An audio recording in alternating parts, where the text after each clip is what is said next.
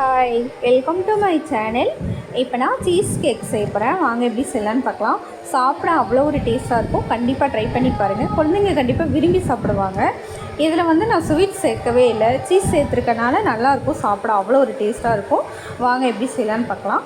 இங்கே நான் மிக்ஸி ஜாரில் ஒரு எக்கு உடச்சி ஊற்றிருக்கேன். அது கூட சீஸை துருவி வச்சுருக்கேன், அதை ஆட் பண்ணிக்கோங்க. அப்புறம் மைதா அதை ஆட் பண்ணிக்கோங்க. அப்புறம் அது கூடயே பால் ஆட் பண்ணிக்கோங்க. கொஞ்சமாக சால்ட் ஆட் பண்ணிக்கோங்க. ஆட் பண்ணிவிட்டு நல்லா மிக்ஸியில் அடிச்சுட்டு வந்துடுங்க. பால் மட்டும்தான் ஊற்றி அடிச்சுட்டு வரணும். பாருங்கள், இந்தளவுக்கு தூக்கி ஊற்றும் போது நல்லா கொலன்னு இருக்கணும்.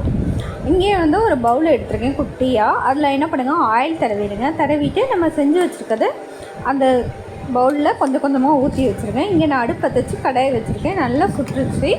இப்போ நம்ம செஞ்சு வச்சுருக்கதை எடுத்து அது மேலே வச்சுருங்க. வச்சு மூடி போட்டு ஒரு 20 நிமிஷம் குக் பண்ணுங்கள். தீயை கம்மி பண்ணி வச்சு.